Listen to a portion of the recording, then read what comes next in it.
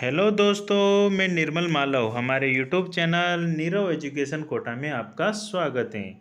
दोस्तों, आज है 1 जुलाई और 1 जुलाई 2023 के जो भी महत्वपूर्ण करंट अफेयर के प्रश्न बनते हैं उनकी चर्चा आज हम करने वाले हैं। तो दोस्तों, बने रहे हमारे यूट्यूब चैनल के साथ और हमें आपको अंत में कुछ महत्वपूर्ण बातें बताने वाला हूं, तो आप वीडियो को अंत तक ज़रूर देखें।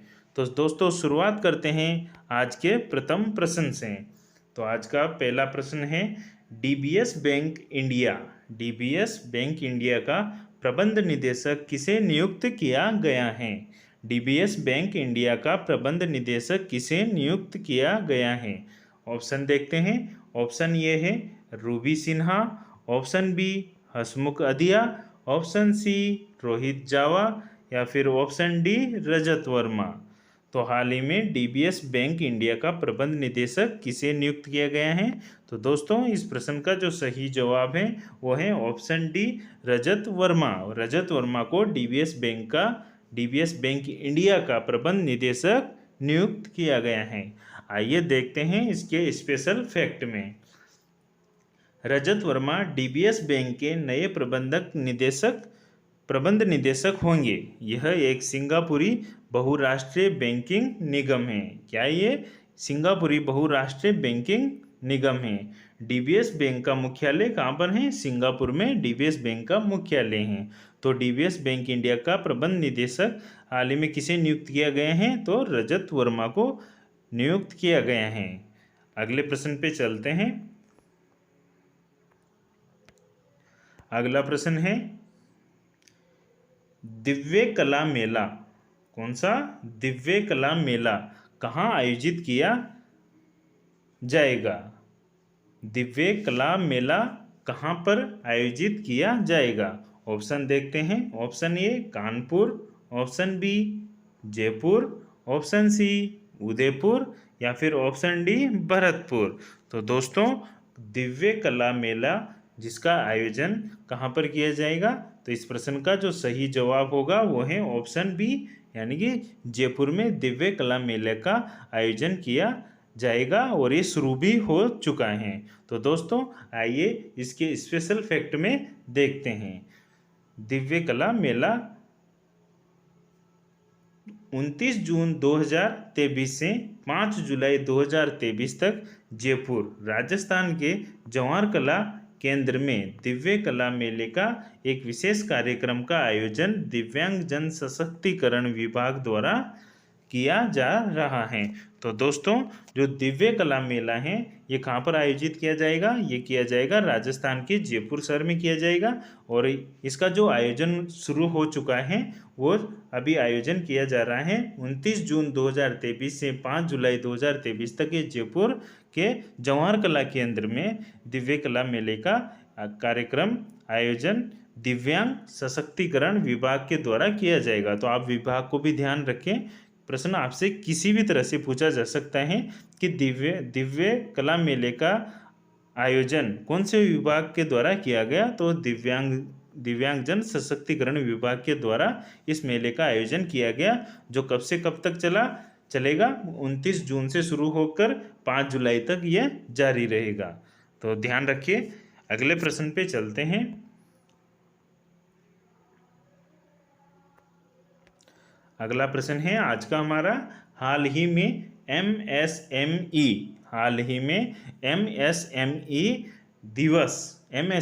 दिवस के अवसर पर किस केंद्रीय मंत्री के द्वारा चैंपियंस 2.0 पोर्टल लॉन्च किया गया?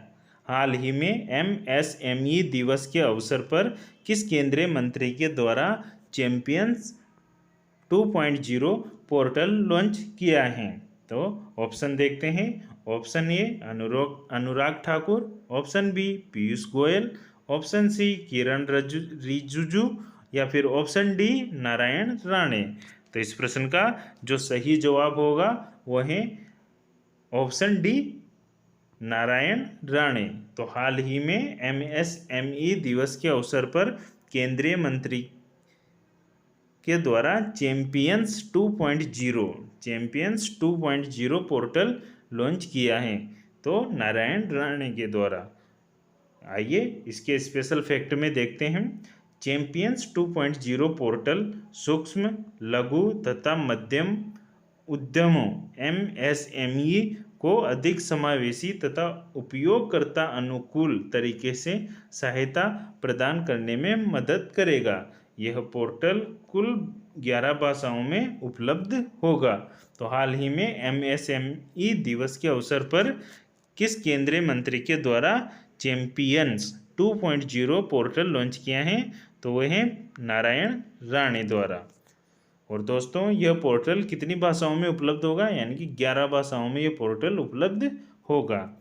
आइए अगले प्रश्न पर चर्चा करते हैं।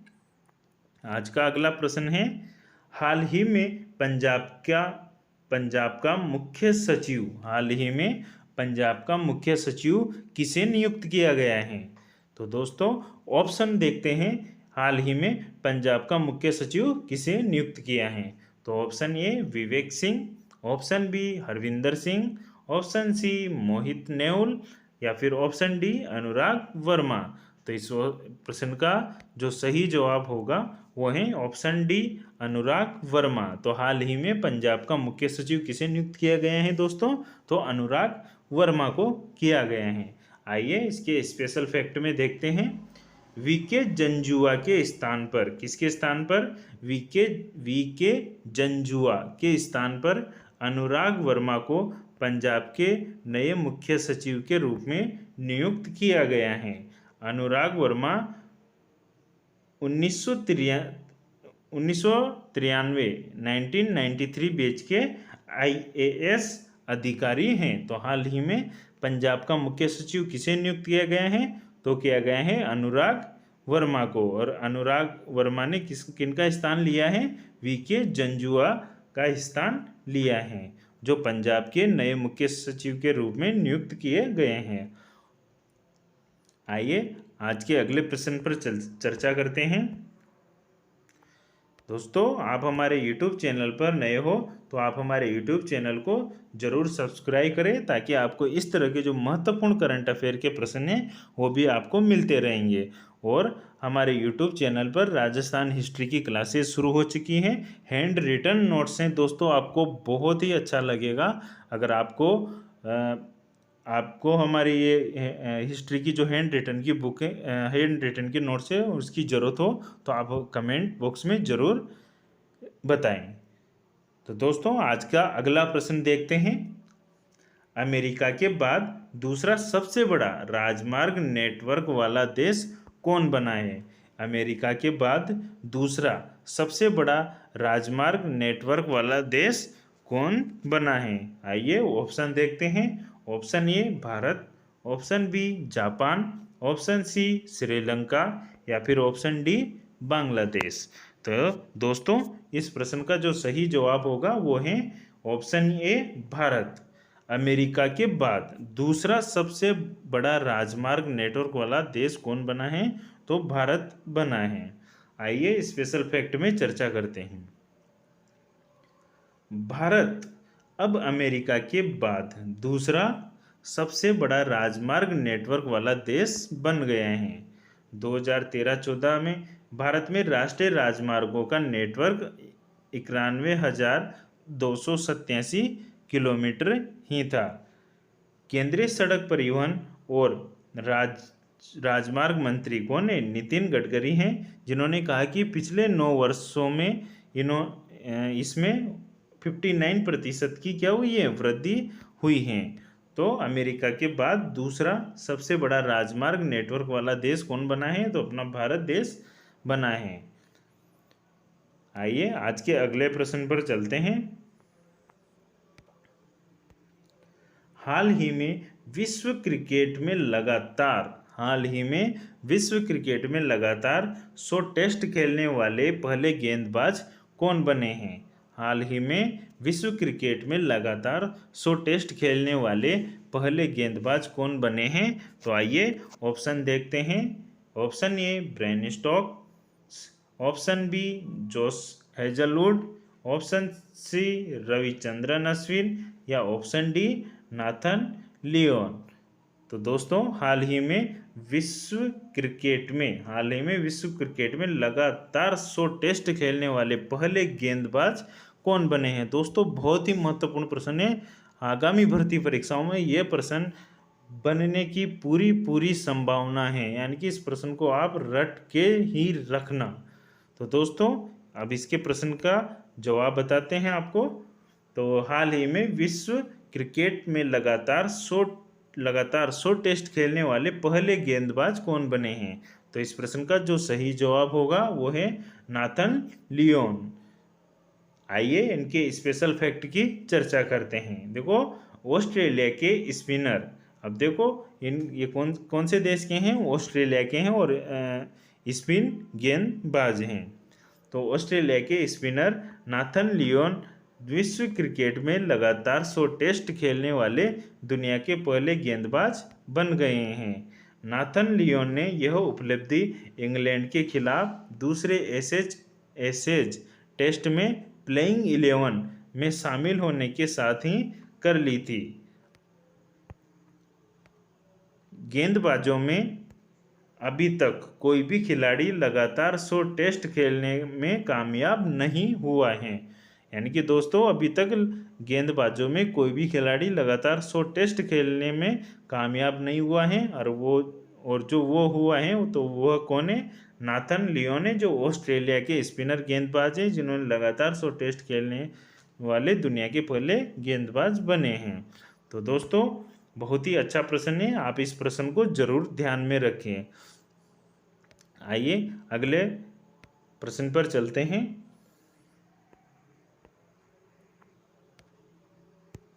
अगला प्रश्न है हाल ही में चर्चा में रहा सिविल नागरिक संहिता। हाल ही में चर्चा में रहा सिविल नागरिक संहिता का संबंध भारतीय संविधान के किस अनुच्छेद से है? अब दोस्तों इस अनुच्छेद का जो ये अनुच्छेद अभी चर्चा में रहा है, यानी कि परीक्षा में ये प्रश्न भी आने के बहुत ही ज़्यादा 100% चांस बनते हैं, तो आप इसको भी अच्छे से ध्यान रखना। हाल ही में चर्चा में रहा सिविल नागरिक संहिता का संबंध भारतीय संविधान के किस अनुच्छेद से हैं? तो ऑप्शन ए अनुच्छेद 41, ऑप्शन बी अनुच्छेद 42, ऑप्शन सी अनुच्छेद 43 या फिर ऑप्शन डी अनुच्छेद 44। तो देखते हैं दोस्तों इस प्रश्न का जो सही जवाब होगा वो है ऑप्शन डी अनुच्छेद 44। अब देखो इसको कैसे याद करें। सिविल नागरिक संहिता का संबंध भारतीय संविधान के किस अनुच्छेद से हैं?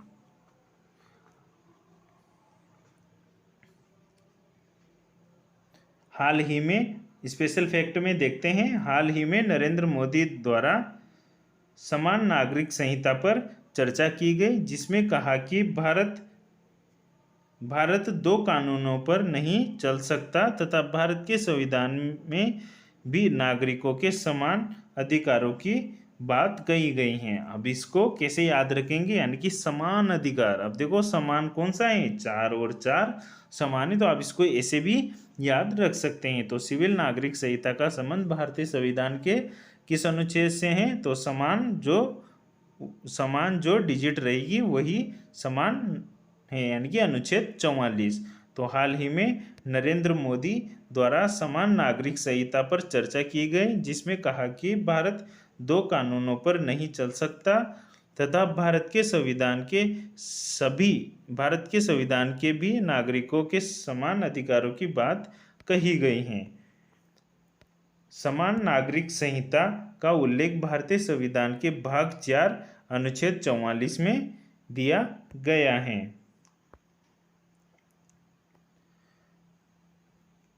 अगले प्रश्न पे चलते हैं।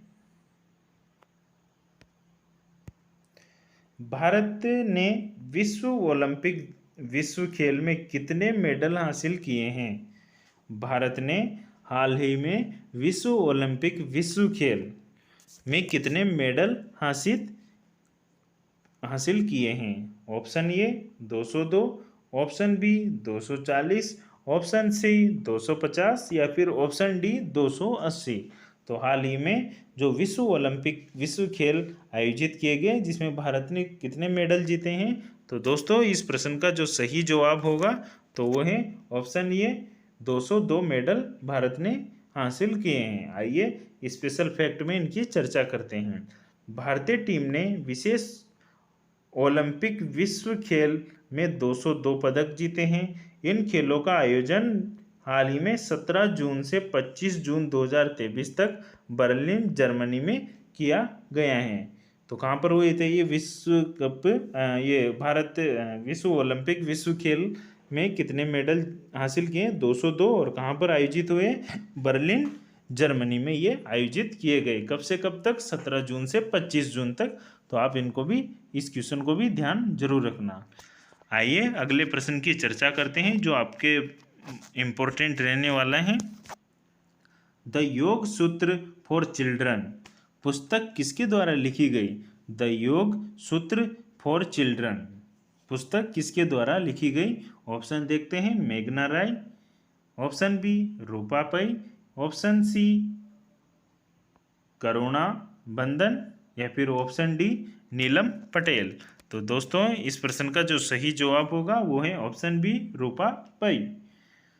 स्पेशल फैक्ट में देखते हैं, द योग सूत्र फॉर चिल्ड्रन, द योग सूत्र फॉर चिल्ड्रन पतंजलि के 2000 साल पुराने ग्रंथ के रहस्यों को उजागर करने पर केंद्रित हैं। यानी कि द योग सूत्र फॉर चिल्ड्रन पतंजलि के 2000 साल पुराने ग्रंथ के रहस्यों को उजागर करने पर केंद्रित हैं।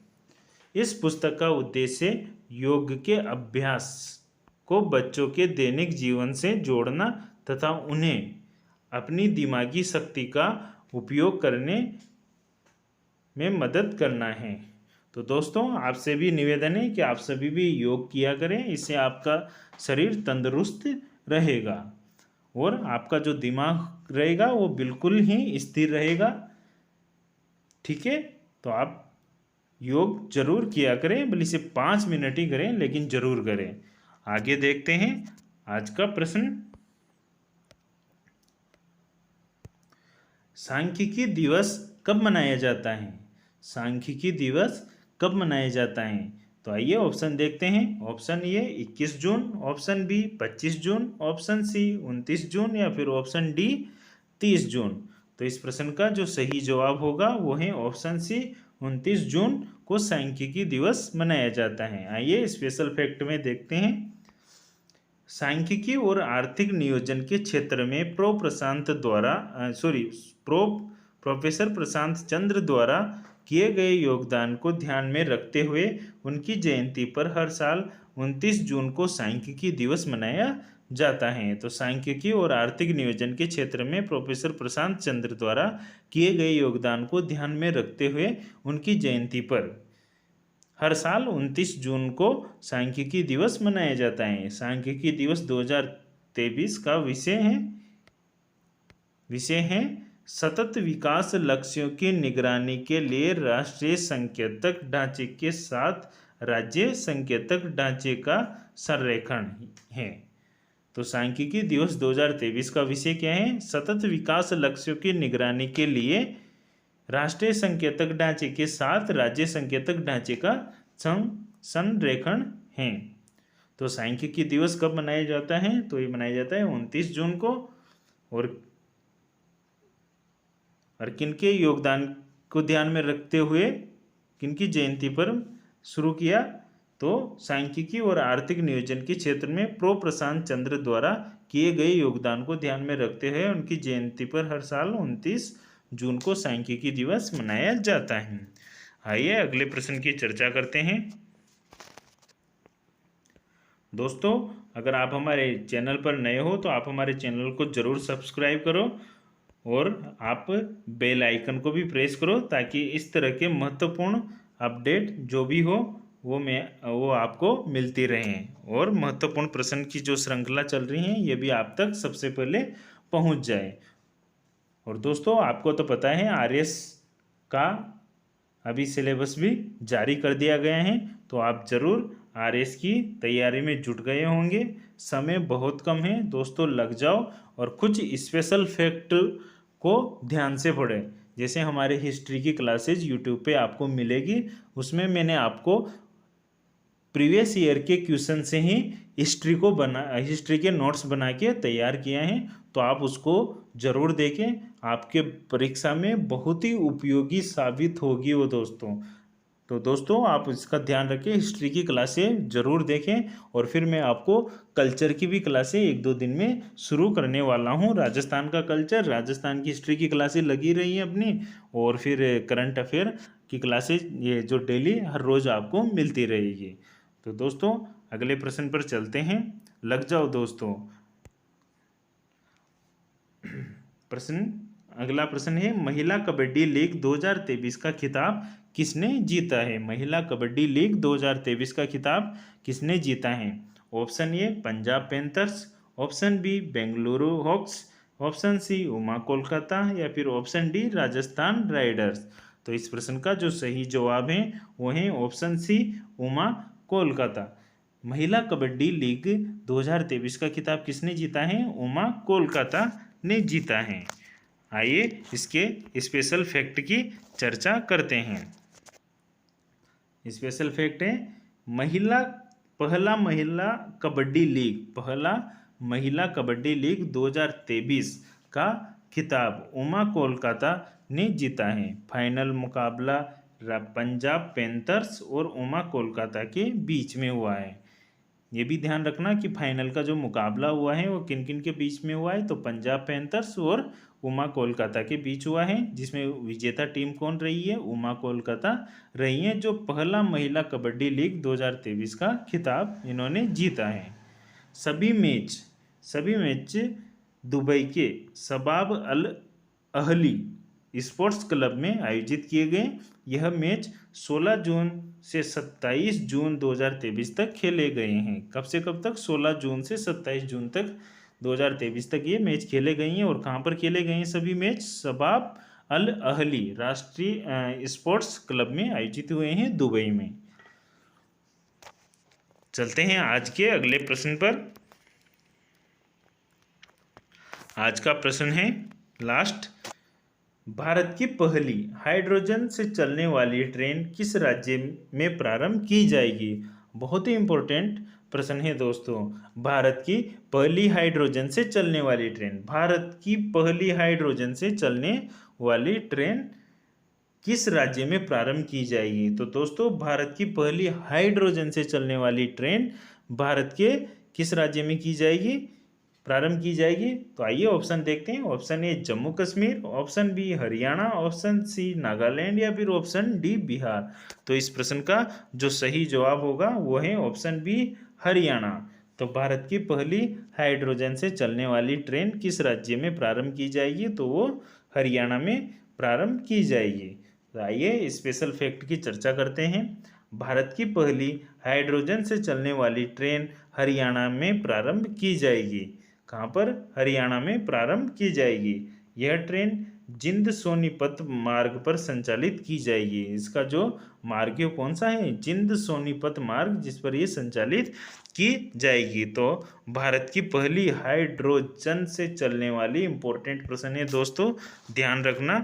भारत की पहली हाइड्रोजन से चलने वाली ट्रेन किस राज्य में प्रारंभ होगी? तो वो होगी हरियाणा में प्रारंभ होगी। तो दोस्तों ये थे आज के महत्वपूर्ण करंट अफेयर के प्रश्न, जो आपको हर रोज सुबह 7 बजे मिलते रहेंगे। और दोस्तों आप हमारे यूट्यूब चैनल में जाकर प्लेलिस्ट में भी देख सकते हैं। वहाँ पर आपको महत्वपूर्ण वीडियोस जो राजस्थान हिस्ट्री के हैं और करंट अफेयर के जून महीने के सभी वीडियोस आपको वहाँ मिल जाएंगे।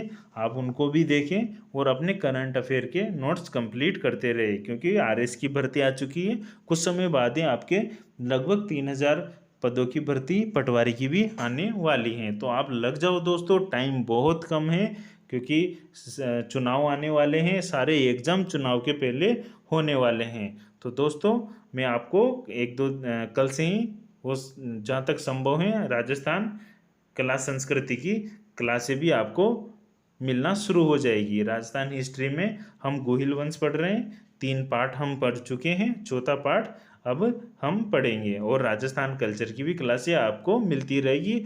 मोस्ट इम्पोर्टेंट फैक्ट जो प्रीवियस ईयर के एग्ज़ाम में प्रश्न आए हैं उन्हीं के अकॉर्डिंग मैं प्रश्न थ्योरी बना रहा हूँ और उसी को आपको समझा रहा हूँ। हैंड रिटन नोट्स हैं, आपको समझ में ज़रूर आएंगे और बेहद ही आसानी से आपको अच्छे से उन नोट्सों को आप अच्छे से समझ जाओगे, उसमें कोई प्रॉब्लम नहीं आएगी और आपकी भर्ती परीक्षाओं में वो प्रश्न लाभदायक जरूर साबित होंगे। तो दोस्तों ये थी आज की क्लास। आप हमारे YouTube चैनल को जरूर सब्सक्राइब कर लो। थैंक यू दोस्तों, धन्यवाद। जय श्री राम, राधे राधे।